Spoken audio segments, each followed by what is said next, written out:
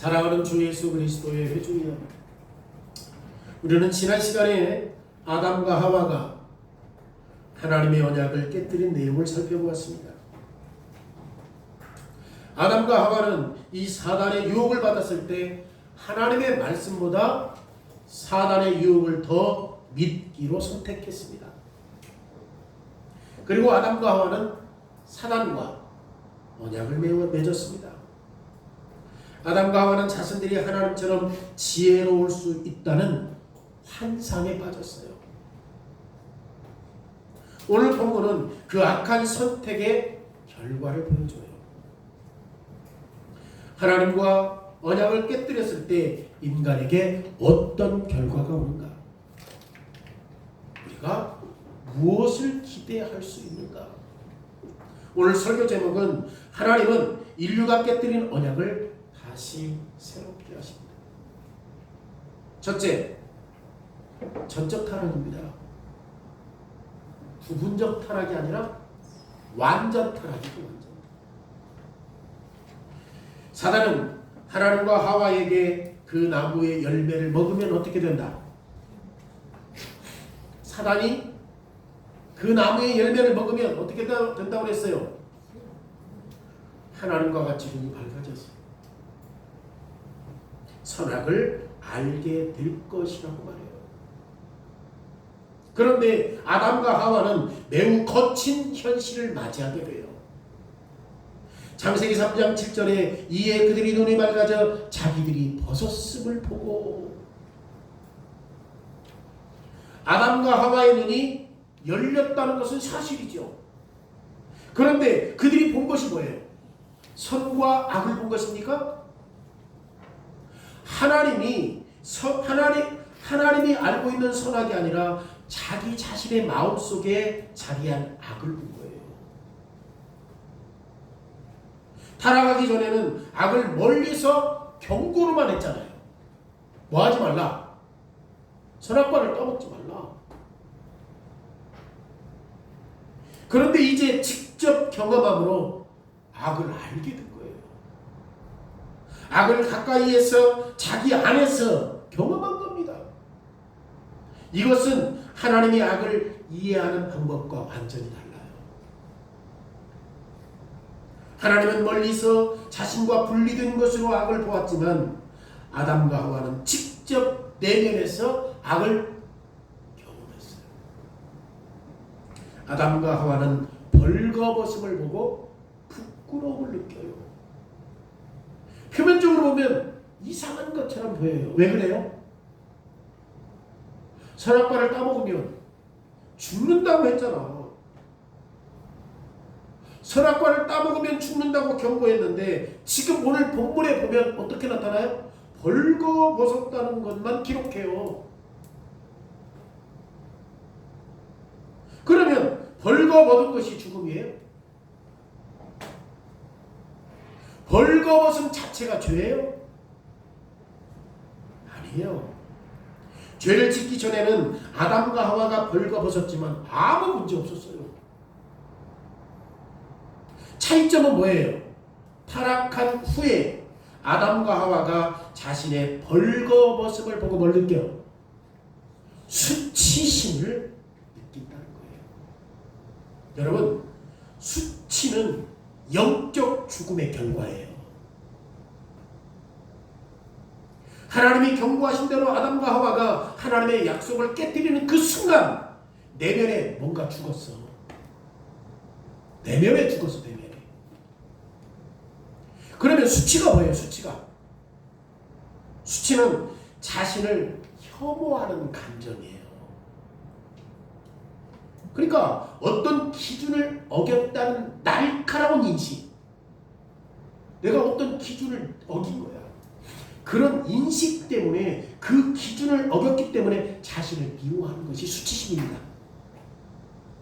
예를 들면 학생이 학교에서 부정행위, 컨닝을 했어요.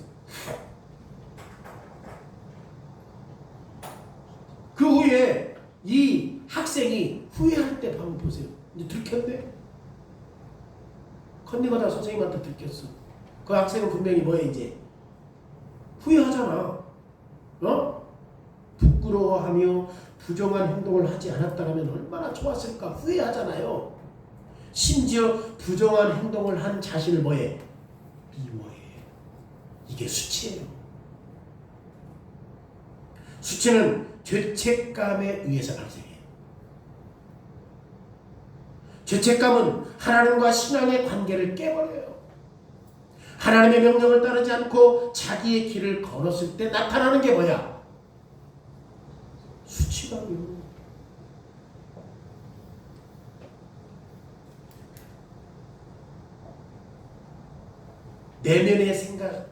내면에 생기는 자각이 수치감과 죄책감이에요. 내가 어떤 잘못을 했어. 그럼 뭐가 들어? 수치감과 죄책감이 들어와요. 이것이 죽음의 본질적인 핵심입니다. 심장이 멈추는 것은 육체적인 죽음이잖아요. 물론 육체적인 죽음도 끔찍한 죽음이지만 그러나 하나님과 교제가 끊어지고 성령과 단절되는 것, 영적인 교감이 사라지는 것은 훨씬 더 심각한 죽음이에요. 아담과 하와가 하나님과 언약을 깨뜨리는 그 순간 아담과 하와는 내면에서 진정으로 죽은 상태가 된 거죠. 뭘 느껴? 수치스러움, 죄책감을 느껴. 아담과 하와는 하나님과 조화롭게 교제하며 교감한 것이 순간적으로 끊어져 버렸어요. 하나님과 교제가 끊어지는 순간 압도적인 뭘 느꼈다고? 수치감. 이 수치감은 나중에 뭘로 와요? 두려움, 고뇌, 고통, 시련으로 나타나서 결국 육체적인 죽음으로 이어집니다. 그런데 영적인 죽음은 즉각적으로 아담과 하와에게 임해요. 하나님과 사랑의 언약 속에서 진정한 교제를 누렸던 그 삶 속에서 아담과 하와는 이제 누구의 노예가 되었습니까? 사단의 노예가 되었기 때문에 인간의 본성, 인간의 사고, 인간의 존재 자체가 악으로 물들어버린 거예요. 그래서 우리가 여전히 이 원죄 때문에 예수 믿어도 우리 죄가 있어요, 없어요? 죄 있어요. 예수 믿는 사람도 치고 예수 믿는 사람들이 감옥 가고 살인도 하고 한다니까. 죄성 때문에.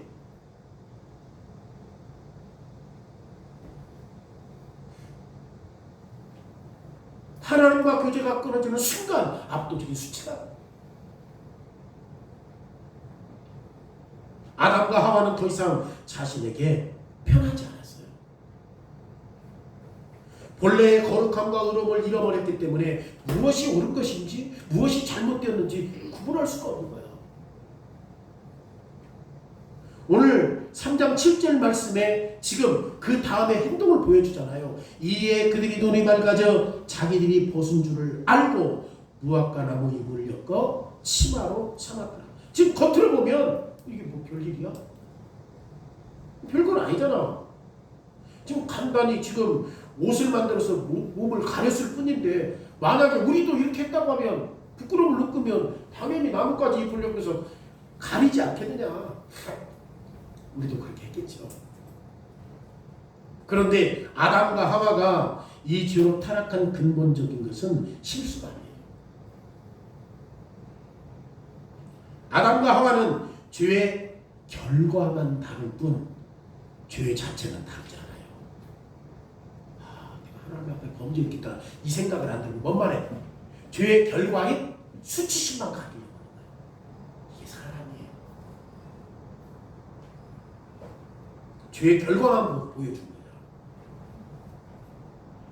내가 하나님 앞에 죄를 졌구나. 이 생각 안 들어? 뭔 말해? 죄의 결과인 수치심만 가리면 되는 거야. 여기서 지금 타락한 근본적인 실수가 여기서 나타나고 있잖아요. 죄로 타락한 순간에 가장 큰 관심이 뭐지? 하나님과 언약을 깼다는 게 아니라 압도적인 수치심을 해결하려고 하는 거야. 우리 뭐 잘못한 거 하다가 들키면 뭐해? 이게 진짜 잘못됐네. 어머니 아버지 잘못했습니다. 이렇게 않고 이거 들키면 어떻게 하지? 엄마가 아빠가 와서 뭐라고 할까? 늘 죄의 결과만 결과만 가지고 늘 하나님과 언약을 깬 것을 생각 안 해요. 압도적인 수치심만 해소하려고 해요. 죄는 우리의 관심을 하나님에게서 우리에게로 쏠리게 만들어요. 아담과 하와는 처음부터 하나님을 생각하지 않았어요. 타락한 이후에.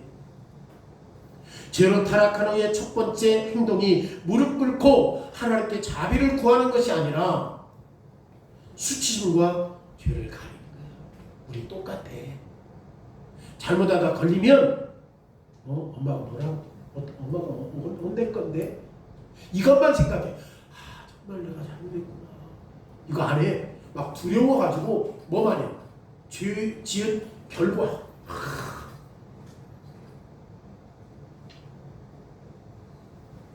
그래서 하나님께로 쏠리는 게 아니라 죄는 내 자신에게만 쏠리게 만들어.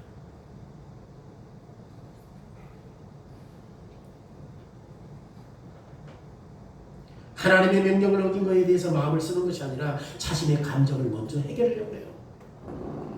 이것이 인간의 본성적인 패턴이야. 인간의 본성은 그때나 지금이나 크게 다르지 않아요. 지금 저 광주에서 그 사건 났잖아. 길 가는 여고생을 죽였잖아요. 아버지가 내 관할에서 잡혀라. 그 얘기를 해줬다고. 뭐한가 이게, 야 이놈아, 네가 사람을 죽여? 네 아버지가 경찰인데? 거기에 대한 대가를 치러라 안 해. 죄에 대한 결과만. 너 내가 도와줄 수 있는 것은 내 관할에서 잡혀야 돼. 광산구에서 잡혀야 돼. 인간의 본성의 패턴이에요. 항상 죄를 범할 때 우리의 첫 번째 성향이 뭐야? 죄의 결과에 향해요. 우리가 거짓말하면 거짓말이 발각될까봐 두려워하고 상대방이 화낼까봐 걱정해요. 우리는 자주 하나님 앞에서 명령을 어긴 죄책감보다는 발각될 상황을 더 두려워해요. 우리는 거짓을 숨기고 피해를 최소화하고 들키지 않도록 노력해요. 우리는 자신만의 무학과 입을 엮어서 치마를 만드는 것에 전문가가 되었습니다. 사람들을 헐뜯고 사람들의 명예를 훼손했을 때 우리 자신의 행위를 정당화하려고, 이거 사실이야. 저 사람의 명예를 훼손했음에도 불구하고 사실이잖아. 우리의 양심을 달래버려. 내가 뭐 지금 죄졌어? 사실을 얘기했는데. 그런데 이렇게 얕고 부실하게 가린다 할지라도 하나님 다 알아. 하나님은 어설프게 우리가 변장해도 하나님 다 알아. 인간은 자신의 수치를 숨기려고 하지만 사람의 부패는 더 선명하게 드러내요. 나타나요. 오늘 8절 말씀 보십시오. 뭐라고 얘기해요? 여호와 하나님이 소리를 듣고 아담과 그의 아내가 여호와 하나님의 낯을 피하여 동산나무에 숨었다. 여러분, 하나님의 형상으로 창조되었던 사람인데 하나님의 창조 세계를 하나님의 영광을 위하여 다스리도록 임명을 받았던 사람이 이제 하나님을 피해. 하나님을 피해서 숨어. 왜 숨었어요? 10절에, 오늘 3장 10절에 왜 숨었어요? 하나님의 소리를 듣고 내가 벗었음으로 두려워했다는 거야. 여러분, 아담과 하와가 하나님이 원래 두려운 존재입니까? 날이 서른할 때 바람 소리를 나면 하나님의 임재를 느꼈던 사람들인데 이제 하나님을 두려워서 숨어요. 잠시 무화과잎이 그들의 수치를 가려주었던 것 같지만 하나님이 오셨을 때 도망해서 나무 뒤로 숨었어요. 작은 입으로 가리는데 이제 충분하지 않아요. 그들은 수치를 가지려고 했고 잠시 얇은 앞치마가 수치를 가렸다고 생각했지만 곧바로 하나님이 아담과 하와에게 가까이 왔을 때 그들은 다시 가리기 위해서 나무 뒤로 숨어요. 다시 말하면 나무님으로 엮은 치마는 더 이상 그들을 가릴 수 없었습니다. 마찬가지로 큰 나무도 그들을 가릴 수 없었어요. 오히려 하나님이 가까이 왔을 때 하나님 앞에서 죽음에 대한 두려움을 느끼게 되는 거죠. 하나님이 점점 가까이 오니까. 여러분, 사람의 본성은 지금도 하나님에게서 도망치려고 해요. 죄에 빠지면 우리도 마찬가지입니다. 수치를 가리려고 얇은 앞치마를 만들어. 그래서 합리화시키고 어떻게 이 방법을 모면할까 연구하고 하나님과 거리를 두는 거죠. 기도를 멈추고 회개하지 않고 죄를 붙잡고 있을 때 기도 생활이 위축돼요. 겉으로는 교회나 가족 앞에서 체면을 유지할 수 있는지는 몰라도 밤에 혼자 있을 때 여러분 진짜 하나님 앞에 기도합니까? 이 수치스러움을 남들 앞에서는 드러내지 못하니까 정말 밤에 침상이 젖도록 기도해요. 죄를 지면 진짜 하나님 앞에 죄가 무엇이기에 하나님 앞에 죄를 지었다라고 진짜 눈물을 흘리며 회개 기도합니까? 죄로 인해 인간은 한순간에 완전함에서 타락했어요. 조화에서 혼돈으로 빠졌어요. 낙원에서 파괴로 넘어가 버렸습니다. 아담과 하와 안에는 더 이상 선이 없어. 의가 없어. 하나님의 형상이 없어. 하나님 앞에 설 수 없게 되었고 서로에게 원망과 미움이 생깁니다. 하나님이 질문했을 때 아담은 책임을 누구에게 돌립니까? 하와에게. 3장 12절에 뭐라고 그래요? 아담이 이르되 하나님이 주셔서 나와 함께 있게 하신 그 여자 그가 그 나무를 내게 주고는 먹었나이다. 여러분 지금 마지막에 아담이 과일을 먹었다는 사실을 인정하지만 그런데 누구에 대해 누구를 지금 탓하고 있습니까? 이것이 죄가 대인 관계에 미치는 파괴력이에요. 죄를 지키면 관계가 깨져버려요. 사람 관계도 마찬가지예요. 하나님과의 관계만 깨지는 게 아니라 사람과의 관계도 깨져버려요. 누구 때문에, 뭐 때문에 관계가 힘들어요. 이거 우리가 너무 자주 반복하는 거 아닙니까? 우리가 이거 너무나도 자주 경험하는 거 아닙니까? 죄를 지으면 가족 관계를 그런 일이 나타나잖아요. 그런데 아담의 타락은 더 깊어요. 잘 보세요. 아내만 탓합니까? 하나님까지 탓하죠. 보세요. 아담이 이르되 하나님이 주셔서 하나님이 하와를 주었으니까 그 여자 때문에 내가 그랬다는 거야. 하와만 탓하는 것이 아니라 하나님까지 탓한다니까. 여러분 이 죄의 대담함과 인간의 본성이 뻔뻔한 보십시오. 아담은 다른 사람을 탓하는 것이 아니라 자기의 죄를 하나님께 돌리며 자신은 죄가 없는 것처럼 이게 죄성이에요. 죄가 얼마나 뿌리 깊은지. 여러분 이것이 회개하지 않은 차갑고 자기 의로움에 빠진 사람의 마음 그림이에요. 이게 진짜 본성이에요. 우리 모두 다 공감하잖아요. 하와도 크게 다르지 않아요. 뱀을 분명히 타댔지만 정작 자신은 무릎 꿇고 책임지지 않아요. 인간의 본성은 항상 남에게 책임을 돌리는 방법을 정확하게 잘 알고 있어요. 때때로 우리는 죄를 인정하는 것이 회개라고 생각해요. 그런데 죄를 인정하는 것과 회개하는 것은 달라요. 왜냐하면 분명히 지금 아담도 하와도 자기가 따먹은 걸 인정해야 안 해. 근데 회개해야 안 해요. 죄를 인정하는 것과 회개는 달라요. 아담과 하와가 죄를 인정했지만 죄에 대한 책임을 다른 사람께 돌리고 있잖아요. 마음이 변하지 않았고 지금 삶의 방향이 바뀌었어요? 안 바뀌었어요? 바뀌었어요. 회개가 뭐죠? 하이델베르크에서 옛 본성이 죽고 새 본성으로 가는 것은 삶의 방향이 바뀐 것이고 삶의 방향이 바뀐 삶을 새로운 삶을 살아가는 것이 진짜 회개지. 잘못했어 미안해. 아니요. 아담과 하와도 타락한 이후에 인정해요 안 해요? 근데 그게 회개예요? 우리 착각하고 있는 거예요.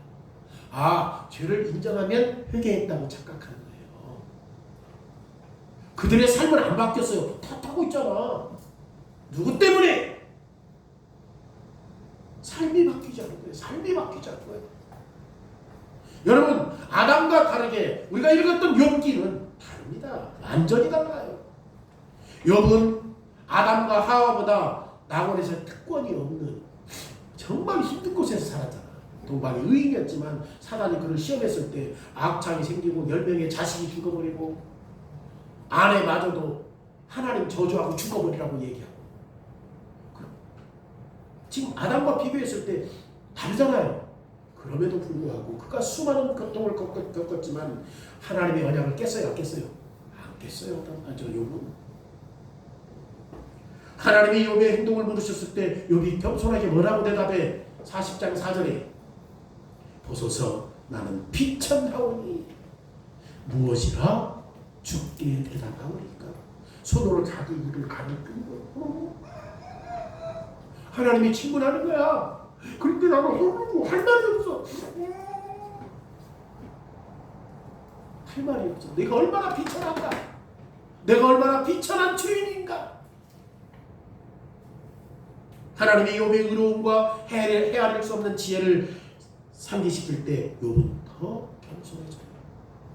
욥기 42장 3절에 나는 깨닫지도 못한 일을 말하였고 스스로 알 수도 없고 헤아리기도 어려운 일을 말하였나이다. 6절에 그러므로 내가 스스로 거둬들이며 티끌과 제 가운데 회개하나이다.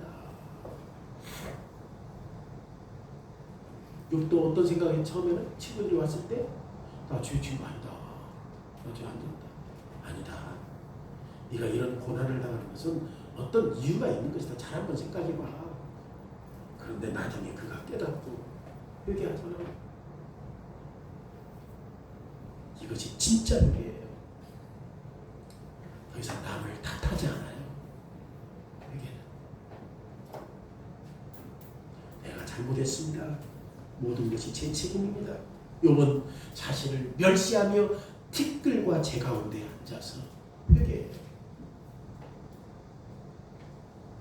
여러분 우리가 이 말을 할 수 없다면 우리 아직 회개하지 않은 거지. 누구 때문에 그랬어요? 아 나는 안 그랬는데 그렇게 몰고 갔어요. 상황이. 회개하지 않은 것입니다. 여전히 하나님과 파괴된 언약 안에서 살고 있는 거예요. 인간의 상황은 어둡고 절망적이죠. 여러분 인간 안에는 하나님을 기쁘시게 하려고 하는 선한 의지가 완전히 사라져버렸기 때문에 이게 타락한 인간이에요. 그래서 인간은 부분적 타락이 아니라 완전 타락, 전적 타락이라고 이야기하는 거죠. 왜? 타락한 이후에 우리가 하나님께 가려고 해야 안 해? 가려고 안 해. 왜? 두려우니까. 죄 때문에 두려우니까 도망가고 싶은 거야. 이러한 완전 타락은 인간의 전형적인 하나님의 은혜만 요구하는 거예요. 그래서 두 번째 내용이 하나님의 은혜예요. 전적인 은혜예요. 그러면 인간이 완전하게 타락했을 때 하나님이 어떻게 반응했는지 보십시오. 여러분 이미 영적인 죽음이 시작되었고 인간은 자신의 추악한 본성을 드러냈는데 하나님은 그들의 죄에 대한 형벌로 이미 죽음을 경고하셨잖아요. 아담과 하와가 기대할 수 있는 것은 즉각적이고 완전한 죽음이요, 형벌이요. 하나님이 하늘에서 당장 불을 내려 그들을 친다 할지라도 이상한 일이 없어. 왜? 그들이 하나님의 언약을 파괴시켰기 때문에.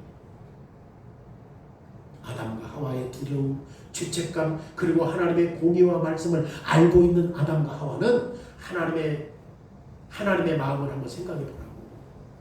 아담과 하와가 하나님의 마음을 생각했을 때 하나님은 어떤 분이요? 공의로운 분이죠. 공의로운 분은 죄를 졌을 때 어떻게 하는 거야? 당장 형벌하는 것이 원칙이지. 근데 그걸 누가 알고 있어? 아담과 하와가 알고 있단 말이야. 지금 그들에게 죽음과 파멸이 기다리고 있다고 하는 것은 당연하지. 그런데 성경을 보면 불이나 파괴적인 진노가 아니야. 잘 보세요. 오히려 놀랍게도 하나님은 예전과 똑같이 동산을 거니시며 누구에게 다가가? 아담과 하와에게 다가가요. 아담과 하와가 숨었을 때도 하나님은 기대했던 것처럼 진노하지 않았습니다. 뭐라고 하죠? 9절에 뭐라고 그래? 여호와 하나님이 아담을 부르시며 그들에게 이르시되 네가 어디 있느냐. 진짜 전적인 은혜요. 당장 불을 내려 죽여도 합당한 거야. 근데 하나님은 그렇게 안 해. 성경에 보니까 아담과 하와가 타락한 후에 하나님께서 첫 번째 하신 말씀이 뭐라고? 심판의 말씀이 아니라 은혜의 말씀. 아담아, 네가 어디 있느냐. 여러분, 이 말씀은 하나님을 위한 게 아니라 누구를 위한 거야? 아담을 위한 거잖아요. 하나님은 아담이 어떤 나무에 숨어 있는지 이미 알고 있어. 하나님께 숨길 수 있는 것은 아무것도 없어.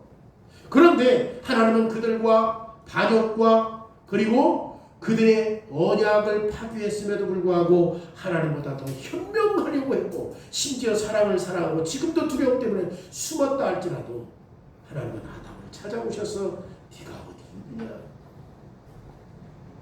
어서 나와라. 내 인재 속에 와서 나와 대화하자. 이야기하자. 여러분 놀라지 않습니까? 놀랍지 않습니까? 인간은 하나님과 아무런 관련을 갖고 싶어 하지 않아. 왜? 두려우니까. 죽음으로 자신을 던져도 죽음으로 자기 자신을 던졌기 때문에 하나님은 여전히 인간을 찾으시고 생명의 자리로 인간을 이끄시기를 원하셨던 거예요. 이것이 하나님께서 은혜로 역사하시는 방법. 상상을 초월하는 하나님의 은혜를 보십시오. 여러분, 우리는 본성상 하나님을 미워하지만 하나님은 여전히 우리를 찾으시며 부르고 있는 거야. 만약 우리가 하나님을 찾아야 한다면 우리는 세상 속에서 하나님께 등을 돌리고 도망갈 거야. 하나님이 우리에게 찾아왔으니까 다행이지. 우리가 하나님을 찾아야 된다고 생각해봐. 죄인이 거룩하신 하나님을 찾아서 어떻게 하려고? 죽음밖에 없는데 도망갈 수밖에 없잖아. 그런데 하나님의 강력한 은혜 덕분에 오늘도 우리는 하나님의 자녀로 이 자리에 있는 겁니다. 우리가 세상에서 아무것도 감사할 것이 없다고 말해도 우리는 한 가지, 예수 그리스도 안에서 하나님의 은혜로 하나님과 평화를 누린 것 때문에 감사해야 돼요. 내가 원하는 대로 사업이 안 되고, 내가 원하는 대로 자식들이 안 되고, 내가 원하는 대로 안 되는 것들이 있다 할지라도 단 한 가지라도 감사할 수 있는 것은 그리스도 안에서 하나님과 평화할 수 있다고 하는 것이 감사한 겁니다. 그러지 않고서는 우리 뭐야? 계속 도망가야 돼. 계속 도망가야 돼. 숨어야 돼. 하나님의 은혜는 3장 15절에 분명히 나타나요. 하나님은 이미 누구를 저주해요?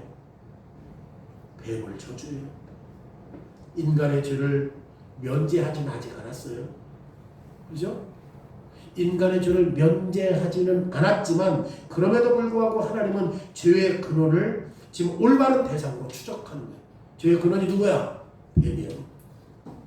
다시 강조하지만 하나님이 아담과 하와에게 질문하신 것은 하나님 자신을 위해서가 아니라 지금 죄의 근원이 어디서부터 왔는가 그 사실을 파기하려고 하는 거잖아요.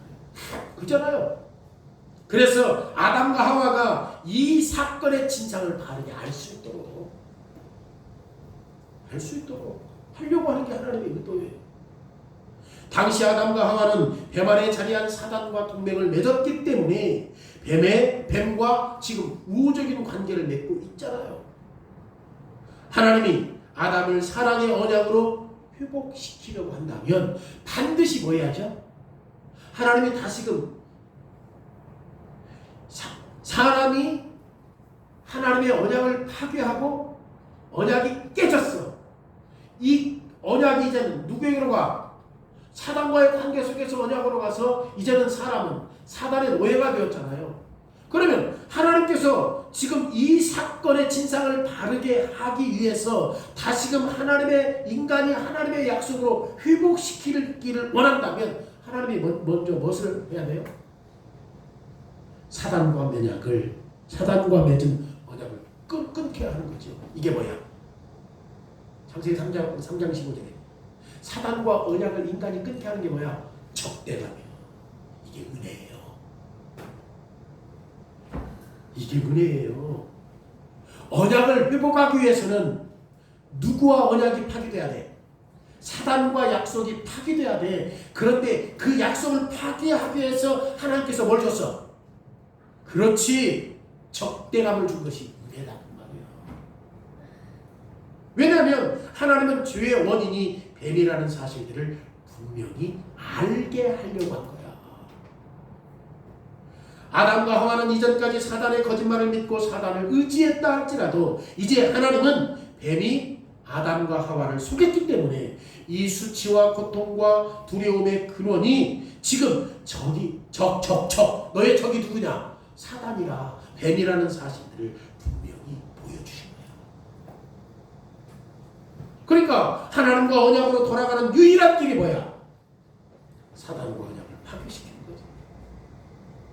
그래서 창세기 3장에 뭘 준 거야? 원수됨, 즉 적대감이 하나님이 주신 은혜의 선물이에요. 너의 적이 누구냐? 사단이다. 그래야 사단과의 관계가 깨지고 다시금 하나님의 언약 안으로 들어올 수 있는 거잖아요. 그러니까 이 적대감을 주신 것은 하나님의 은혜예요. 우리가 적을 알아야 싸울 수 있지. 처음 들으면 이제 이상해. 이해를 잘 못해. 그래서 우리는 적대감이라는 단어를 많이 들었지만 이 하나님께서 이거 주신 은혜 이게 원수들은 본래 서로 대적하는 거잖아요. 그죠? 여인의 후손과 사단의 후손 사이에 뭐가 있어? 원수된 적대감이 있잖아. 이게 적과는 뭐 해야 돼? 갈등, 마찰, 심지어 노골적이고 적대적인 상대다라는 사실들을 가르쳐 준 거잖아요. 하나님이. 그러면 이 적대감이 어떻게 축복이 될 수 있죠? 창세기 3장 14절에 뭐라고 그래요? 뱀은 이미 단순한 동물로서 완전히 굴욕적인 상태에서 저주받아요. 그리고 창세기 3장 15절에 뭐라고 해요? 하나님이 그 뱀을 통해서 활동한 마귀에게 뭐라고 말합니까? 내가 너로 여자의 원수가 되게 하고 네 후손도 여자의 원수가 되게 할 것이다. 하나님의 말씀하시기를 내가 그것을 이루겠다 그 말이에요. 하나님이 적대감을 주어서 타락한 인간에게 원수됨의 적대감이 없었어. 왜? 우리는 사단의 노예인데 무슨 적이요? 사단이 시킨 대로 하지. 근데 하나님께서 이 적대감을 주어서 그걸 알게 한 거예요. 너의 적은 누구다? 사단이다. 여러분, 인간의 본성은 죄와 마귀의 길로 기울어져 있기 때문에 하나님이 말씀하시기를 지금 뭐라고 합니까? 사단에게 기울어진 것을 적대감으로 막겠다 그거야. 하나님이 적대감으로. 이미 우리는 죄를 짓고 타락함으로 누구에게 기울어졌어? 사단에게. 그래서 늘 배려가 아니라 내 욕구를 위해서 살아요. 사람은 내가 편해야 되고 내가 더 많아야 되고 내가 받아야 되고 이게 사단의 욕구예요. 타락하기 이전에 늘 하나님을 사랑하고 이웃을 사랑하는 것이 사람이었어. 근데 타락한 이후에는 늘 내 중심으로 가는 거예요.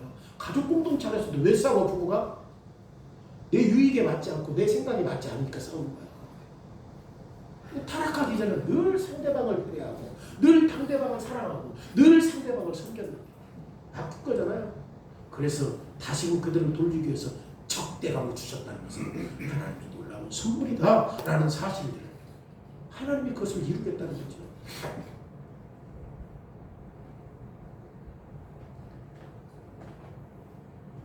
그러니까 하나님은 그 원수됨을 뒤집어서 자기 백성들과 사단 사이에 준 거지. 그죠? 적대감. 이것이 우리에게 불가분, 나눌 수 없고 떼어놓을 수 없는 하나님의 은혜의 선물입니다. 적대감. 하나님은 우리를 악한 자의 세력에서 보호해 주시겠다는 거예요. 그런데 때때로 우리는 하나님의 선물을 잃어버리거나 무시해요. 세상과 다르다는 것이 피곤하게 느껴질 때가 있어. 예수 믿는다는 거 너무 힘들어. 언약교회는 책도 많이 읽어야 되고 공부도 해야 되고 다른 교회처럼 그냥 교회만 왔다 갔다 하면 좋겠는데 너무 힘들어. 세상과 조금이라도 가까워지고 싶은 유혹이 들 때가 우리 많잖아요. 그럴 때 우리는 뱀의 우선 아직 사단과 언약을 맺은 불신자의 세상과 친밀해지고 싶은 유혹이 우리 안에 있어요. 여러분, 세상 사람들의 오락, 세상 사람들의 삶의 방법을 받아들이고 심지어 연애하고 사업의 동역자가 되기도 하잖아요. 예수 믿는 사람이 예수 안 믿는 사람과 결혼해.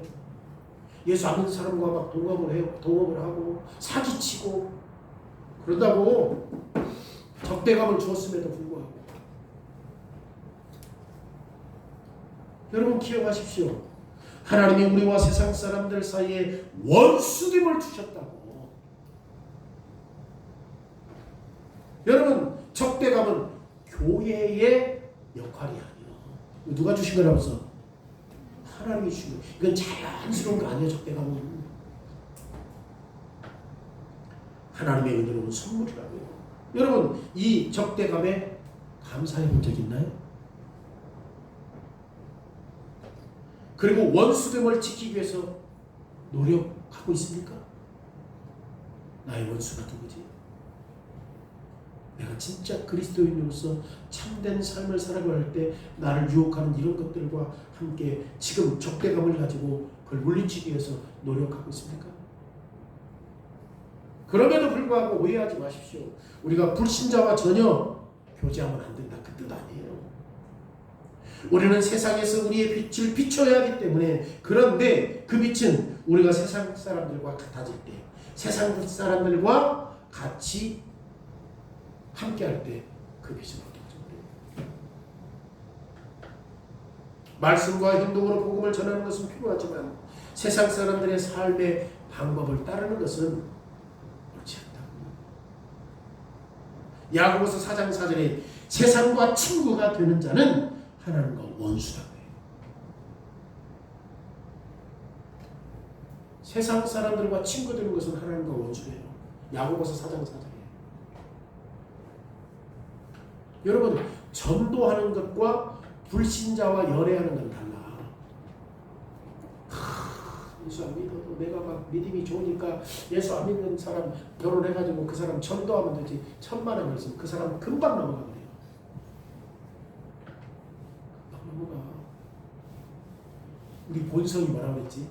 하나님과 이웃을 미워하는 성향인데 그 사람이 교회 한번 왔다고 해서 그냥 갑자기 하나님 사랑하고 이웃을 사랑해? 불가능해. 불신자와 협력하는 것은 하나님이 주신 원수됨의 은혜를 깨뜨리는 행위예요. 그러면 우리는 이 원수됨을 의식하며 감사하고 있습니다. 원수됨의 무슨 뜻이죠? 원수라는 뜻이 뭐냐고. 우리에게 사단과 사단의 언약으로 다시 돌아가는 것을 막는 거잖아. 우리의 원수는 이제 하나님이 아니잖아. 세상이잖아. 여러분, 한번 우리는 사단에게 넘어갔기 때문에 다시 사단에게 돌아가면 안 되잖아요. 회개하면 주님의 완전한 승리 아래서 마귀와 그의 후손들은 결국 멸망할 것이기 때문에 모든 것이 타락했음에도 불구하고 전적인 누구의 은혜예요? 그 은혜가 뭘로 나타나? 적대감으로 나타나게 한다. 누가 너를 유혹했느냐? 사단이 너를 유혹했다. 그러니까 우리를 죄에 빠뜨리게 하는 것은 누구다? 이제 적이다. 하나님께서 그 일들을 통해서 막겠다는 거야. 하나님이 하시겠다는 거야. 전적인 은혜예요. 전적인 은혜. 세 번째는 전적인 승리죠. 여러분 적대감의 승리는 이미 창세기 3장 14절에 나타나 있어요. 어떻게 나타나요? 적대감의 승리가 어떻게 나타나지? 뱀이 직접 저주받은 걸로 나타나요. 보세요. 아담과 하와가 직접 저주받은 게 아니라 누가 저주받아? 뱀이 아담과 하와의 반역을 일으켰던 주동자가 누구야? 뱀. 사단이 저주를 받는 거잖아요. 저주받는다는 것은 하나님과 단절되고 영원한 멸망을 선고받았다 그 말이에요. 그리고 저주받았다는 표시로 뱀은 항상 어떻게 다녀? 배로 기어다녀. 그리고 흙을 먹어. 뱀은. 여기서 어떤 사람들은 그러면 원래 서서 다리가 있어서 걸어다녔는데 기어다니게 한 건가? 아니면 지나치면 다리가 이렇게 많았다는 말인가? 여러분 이런 문제를 고민하지 마세요. 성경은 그런 말 없으니까. 그렇게 질문할 필요도 없어요. 이건 지금 뭘 보여주는 거야? 저주받은 상징으로 보여주는 거잖아. 저주받은 상징으로. 원래 걸어다니는데 저주받아서 기어다니니까? 다리가 있었어요? 지네처럼 다리가 이렇게 많아요?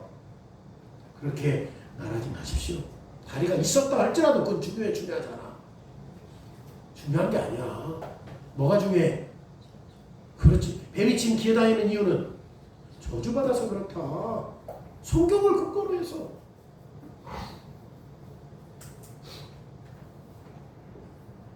이제 기어다니는 것은 하나님이 저주하셨다는 사실을 보여주는 뭐예요? 상징이자 굴욕의 표시. 성경의 다른 곳에서 하나님의 적들이 그의 하나님의 백성들의 발 앞에서 먼지를 핥을 것이다 라고 말하거든요. 이사야 49장 23절. 왕들이 내 양보가 되며 왕비들이 내 유모가 될 것이며 그들이 얼굴을 땅에 대고 내게 절하고 내 발에 티끌을 핥을 것이다. 그러니까 하나님께서 이제 원수들을 하나님의 백성들이 뭘 핥을 것이다? 발에 먼지를 핥을 것이다. 여러분 오늘날 이 표현을 한다면 또 한 명이 쓰러졌다 그 말이에요. 땅을 기는 것은 악한 뱀, 곧 사단의 완전한 패배를 의미해요. 그리고 창세기 15장 후반절에 뭐라고 말하냐? 더 분명하게 말하고 해. 여자의 후손은 네 머리를 상하게 할 것이요 너는 그의 발꿈치를 상하게 할 것이다. 여러분 이게 지금 뭘 얘기하는 거예요? 충돌과 갈등을 보여주고 있잖아요. 왜? 적대감이 있으니까. 그죠? 여자의 경건한 후손과 사단의 경건하지 못한 씨 사이에 뭐가 있어? 원수관계, 투쟁관계, 전쟁관계, 싸움관계가 계속될 것이다 라고 이야기하는 거예요. 여러분 신자의 삶은 꽃길만 있는 게 아니에요. 왜 그래요? 뱀이 우리의 발꿈치를 문다니까. 고통스러워 안 고통스러워? 고통스럽지. 우리도 그런 아픔 경험해요. 예수 믿어도 우리도 질병이 걸리고 사랑하는 사람이 먼저 가기도 하고 어려운 문제가 있단 말이에요.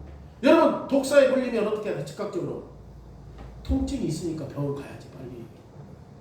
빨리 치료해야죠. 마귀는 지금 이 싸움에서 어떻게 하려고?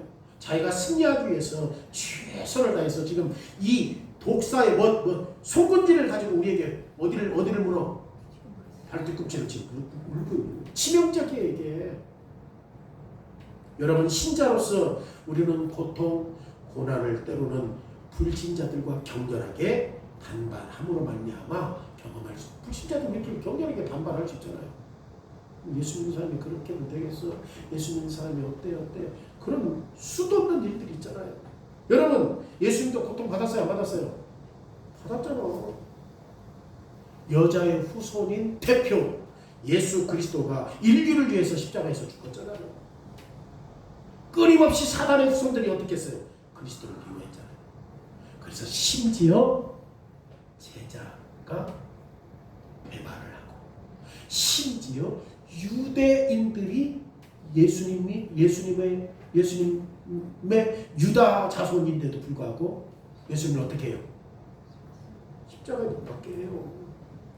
그런데 예수님은 아무 잘못도 없이 범죄하지 않고 하나님의 약속을 깨지 않았기 때문에 다시금 어떻게 하시죠? 부활하심으로 말미암아 뱀의 머리를 지금도 뭐하고 있어? 짓밟습니다. 진짜 승리는 여기 있는 거지.